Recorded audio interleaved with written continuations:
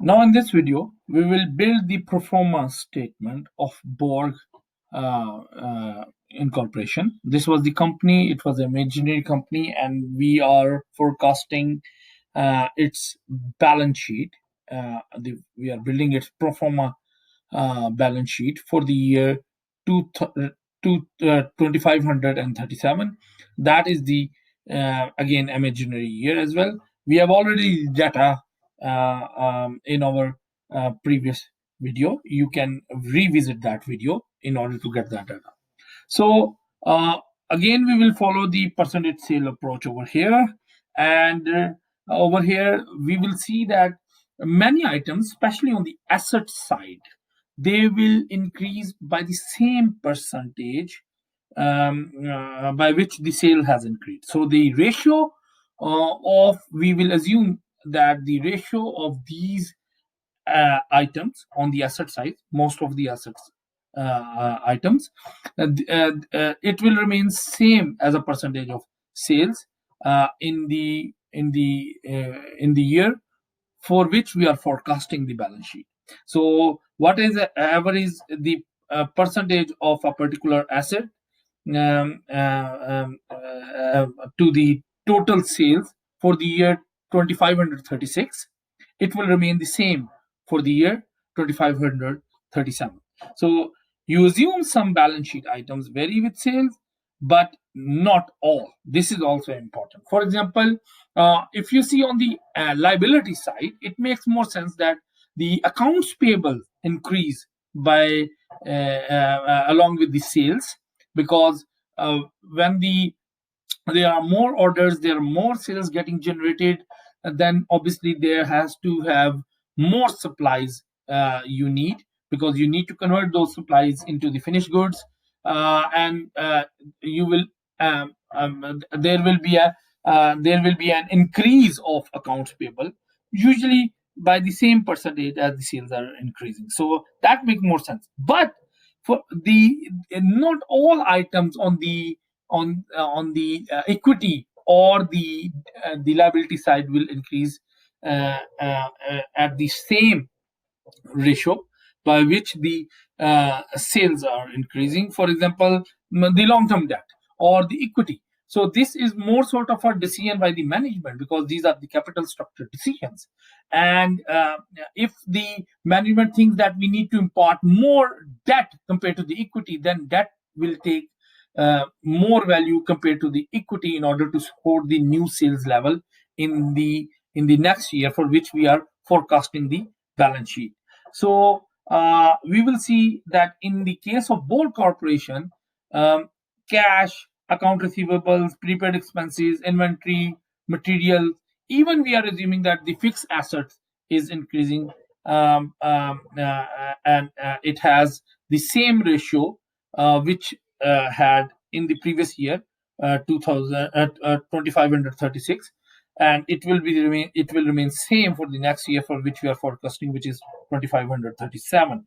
But on the liability side, we will only assume that accounts payable are increasing by the same ratio, and the percentage of the accounts payable to the sales will remain constant for the year for which we are forecasting the pro forma balance sheet. So this was the data. Again, we are on the 2536, and you can see that in front of cash, account receivable, prepaid expenses, material, and supplies, inventories, and total asset, there is some number written in the column where whose heading is approximate percent of sales. So this is the percentage for 2536. So this was the actual balance sheet of this imaginary company, which I have shown in this slide in my previous video. Now this percentage of each of this item to the percentage to the total sales will remain the same for the purpose of the forecasting of the next year, which is 2537 year. Now, if you see that what was the sale. You just pause it and you will see that if you divide 2000, which was the cash, with the sales of 2536, which was 110,000, it is actually 1.8%. You can check the number on your calculator right now.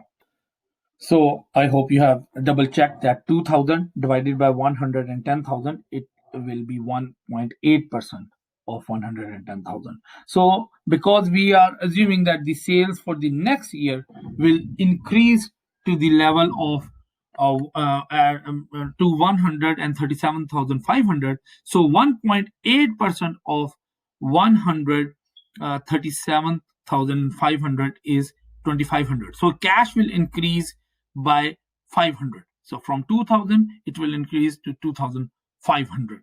So on the previous slide there is a data given about the sales, that this will be the sales level which they are forecasting, the company is forecasting, and this is this one 137,500. So if you will if you will take 1.8 1.8% of 137,500, it will turn out to be this one 2,500. So 2,500 is basically the cash for the next year. This is the forecasted cash. Likewise, the 6,200 divided by 110,000, which was the sales of the year 2536, it is 5.6%. So if for the next year the sales level is 137,500, then 5.6% of 137,500 will be 7,750. In the same way, we will calculate the forecast. We will forecast the prepaid expenses, material and supplies, inventories for the next year, which is 537 this year, and we will find out that the total current asset will be 25,000. This is the level of current asset which we need in order to support our new sales level of 137,500. And likewise, the total fixed asset will increase to 75,000. So in the same sense, if you divide 60,000 with 110,000, you will find out that the fixed asset as a percentage of total sales for the year 2536 is 54.5%. So if you multiply this 54.5% with the new sales level, forecasted sales level, which is 137,500 for the next year, you'll find that fixed asset should be 75,000. Here we are making a big assumption that the fixed assets are basically getting utilized at its full capacity. So there is no slack, there is no excess or the vacant fixed asset present, and all the fixed assets are actually getting utilized to generate the sales level in the previous year, which was 25,036. That's why you need to increase the fixed asset by the same percentage, which was 25%, right? So if you see that other asset will increase by the same level, so the total asset is 110,000. So you can double check this number again by dividing 88,000 with 110,000, and you will get that the total assets in order to support the sales of 110,000 in year 2536 is 80%. So if this 80% will remain the same for the following year, then 110,000 divided by 137,500 is also again the 80%. Right? Double check it by doing your calculation. I'm right now doing this calculation. Yes, it's 80%. Right? So I hope you have already checked that. Now on the current liabilities, in fact, overall liabilities and share and the equity side, if you see, everywhere it is written not applicable except the accounts payable, because it makes more sense to have an assumption that the accounts payable as a percentage of this total sales will remain the same for the next year. So 5,000 divided by 110,000, it is 4.5%. And for the following year, if we assume that this percentage will not change, then 4.5% of the 137,000 is equal to 6,250, right? So apart from that, short-term debt, long-term debt, shareholder equity, it mostly depends on the decision of the management. It depends. It's a capital structure decision. The management will take this decision based on many factors, based on the industry, uh, average. That what is the industry, how much industry is imparting debt in which this company is working, how much equity is there. There is obviously a concern of because equity is more costly, so it's a risky security. People, the investors need more return on that. So this is another factor why they might want to limit the equity, rather rather imparting more equity. They might want to take more debt, in fact. And at the same time, if the company is already very risky, in that case, they might not be able to get the debt. So this decision, it is totally a management decision, and unless you do not have as an analyst the access to that private information, then it's very hard to forecast this number. And there could be many assumptions, and we see that under the two scenarios, that how these numbers uh, can be forecasting, but again can be forecasted, and these numbers can be forecasted again based on many assumptions. Yes, those assumptions should be very solid. You cannot simply, as an analyst, make any assumption. But if you have some information and there is a reasonable belief that a particular thing can happen, for example, the company can is very much willing to take more debt compared to the equity, then yes, you can, based on this information, you can have a better forecasted balance sheet. But if you do not have that information, then this is mostly a guess about it, unfortunately. But we will see that under different scenarios what can have happened. Many things will come with the experience. If you work in a particular industry, you have, or if you have been covering a particular company for many years, then you have the expertise developed for that particular company. But in the start, if you are starting with, unless if you do not have information, it is very difficult to come up with this number, that what would be the percentage of debt, what would be the percentage of the equity, unless you have not studied the company very well, or the industry. So you need to study the industry, you need to study the a few previous years of the company as well. You cannot simply just make guesses about it. So now let's see what will happen. I have an Excel sheet of the same number over here,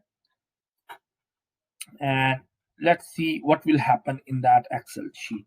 So this is the actual Excel sheet, and it is always recommended to make an Excel sheet because it will ease out our calculations. So if you see over here, the short-term debt, this is actually simply the regeneration of this numbers over here in the Excel sheet. And if you see that 10,000, we are keeping it as the same 10,000 for the forecasted year. Likewise, long-term debt, other liabilities is at the same level. Capital, paid in capital. In fact, the overall equity is just increased by 3,150. And why it has increased by 3,150? Because in the previous video, you have seen that the retained earning increased by 3,150, and the retained earning will go under this head. It is a part of the shareholder equity, so that's why it has increased by this. Right now, see how much more asset you needed in the next year for which you are forecasting your the balance sheet compared to the previous year. So the difference is clear over here. It is 22,000. Can you see this? This 22,000.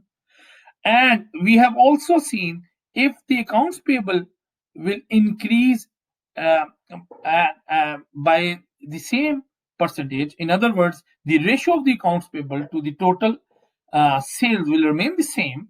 Then we have an increase on the liability side by 1,250, and the equity side increased by 3,150. So if you see this, add them together, 1250 plus 3150, this is the increase on the liability and equity side. And the total asset which needed to be increased to support the new level of sales, which is 137,500, there is a difference of 17,600, right? So now there can be many scenarios that how this 17,600, this gap has to be fulfilled. If this gap will not be filled, then what will happen that the company do not have the resources to support this new sales level. This is the EFN, external funding needed. This is the EFN which company needed to fill. This gap needed to be filled. So this is EFN, external funding needed to support the new sales level. So one thing is this: we can have many scenarios. One scenario can be this, that the company might want to maintain the same current assets to current liability ratio. So what was the current assets to current liability ratio for the year 2536? This is the year, right? So if you see, the ratio is simply the total current assets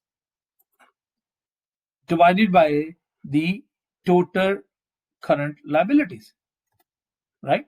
So it means that each the ratio is 1.33, right? So in that case, if we want to maintain the same ratio, how much current liability we need to have? Remember, the current asset increased from 20,000 to 25,000, right? And in order to maintain the same ratio, we simply need to increase the current liability by the same percent. So over here, if you see, do the calculation that the 20,000, when it increases to 25,000, it means that there is an increase of 25%, right? So simply increase this total current liabilities also by 25%. So pause the video over here and calculate that what is that number for you for the total current liabilities. So my number for this is 18,750, right? So 18,750 is my number, right? So what is the number over here after we have only increased the account payables by 1,250? Why it has increased again by 1,250? Because over here we are initially we know that only accounts payable is the head on the liability side, which can actually increase at the by the same ratio, or its percentage to the total sale will remain the same. It makes more sense for that. So if you subtract this 16,200 16,250, sorry, by 18,750, you can see that the difference is 2,500. So it means if this company, the Borg Corporation, this imaginary company, will take a short-term debt of 2,500 more, means if they fund they will take a short-term debt of 2,500. Then in that case, the ratio of the current assets to the current total current assets to the total current liabilities will remain the same, right? Which is 1.33. Right? This is what we have calculated, right? So in other words, for 2,537, the year for which we are forecasting the balance sheet, if this will remain the same, if we want to keep this number same, the ratio same, this is an assumption. 25,000 divided by 18,750 will get 1.33, the same thing. So it means we need to add over here, we need to import 2,500 more debt over here. So short-term debt can be taken, right, of 2,500.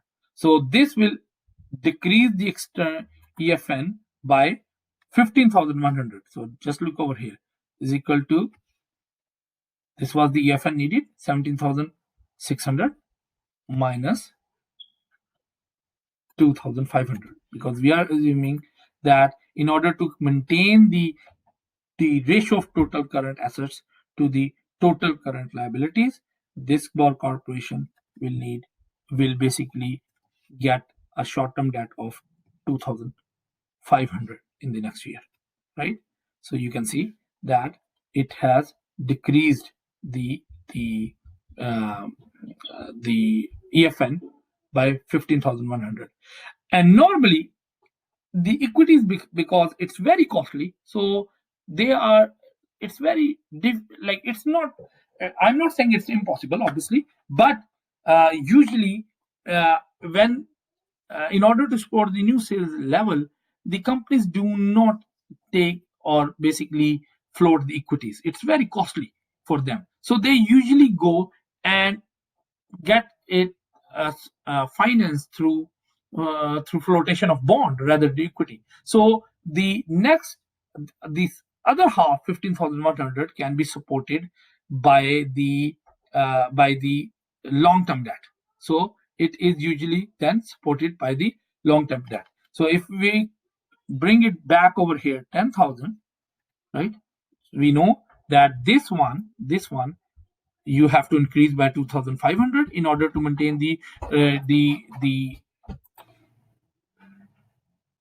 short-term debt, and the rest 15,100 will be financed EFN through the long-term debt. So we can increase over here. So you can see that external financing needed will be is basically 17,600. So this gap can be filled in under scenario 1 by 2,500, and the rest 15,100 through the long-term debt. So the updated EFN will be 0, because the new sales level now can be supported once this EFN will be this EFN will be acquired by the company. So 2,500 will come through the short-term debt.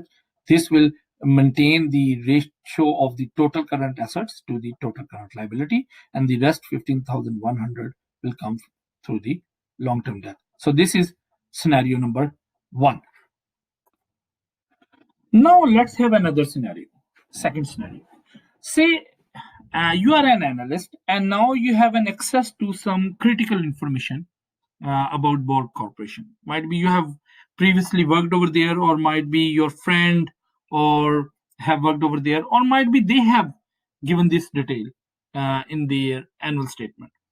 And the new scenario says that there again the forecasted sales is the same, 137,500, but the assets which they are currently using in year 25,036, they are running only at, their fixed assets are only running at the capacity of 75% to support the current sales level. Remember what was the current sales level? It was 110,000 for the year 2536. So this previous year, right? So again, this is the actual year, and this is the year for which we are forecasting the balance sheet, right? 25,037. So in 25,036, the fixed assets are running at the 75% capacity to generate the sales level of 110,000. So what does it mean? It means that they can generate, they have enough fixed assets, there is a slack, they have enough fixed assets to generate the level of sales which is equal to 146,666, right? So simply divide this 110,000 with the 0.75, because the current the fixed assets are currently running at a capacity of 75%, right? So they can generate the sales up till 146,666. So it means that the new sales level of 137,500 can be achieved by the same fixed asset. Why we need to increase this fixed asset from 60,000 to 75,000, right? So in the second scenario, this assumption that the percentage of the total fixed asset to the sale will remain the same for the next year for which we are forecasting the balance sheet is not valid anymore in the second scenario. So let's take it away. And if we'll take it away and we will simply put it over here that 60,000 is the fixed asset, which is enough to support the new sales level, then what is the difference between the total sales? So the total assets. So the total assets now increase from 88,000 to 95,000, right? So the company need 7,000 more assets, total assets, in order to support the new level of sales, which is 137,500, right? On the liability side, we already know that the equity has increased by three, not on the liability and equity side. So both of them. Remember the other side of the accounting identity equation. The equity has increased by 3,150 because of the retained earning, because retained earning increased by 3,150. And we also have an assumption that the percentage of the total account payable, in fact, account payable to the total sales will remain the same, which is 4.5%. So 4.5% of new sales level will generate 6,250 for the accounts payable. So it means that we are able to increase the total of the liabilities and equity by 4,400. Remember, the change in accounts payable is 1,250. 6,250 minus 5,000, it will generate this number 1,250, and the retained earning increased by 3,150 because this is the retained earning by which this is the level by which the retained earning increased in the year 25,036. So if you add them both, the total liabilities and equity increased by 4,400. And what is the gap now? The gap is because the total asset increased by 7,000. So 7,000 minus 4,400, it is 2,600, right? 7,000 minus 4,400, it is 2,600. So this 2,600, we can easily, this company makes more sense that they will basically fill this gap through the short-term debt. So the company can simply go and borrow the short-term debt.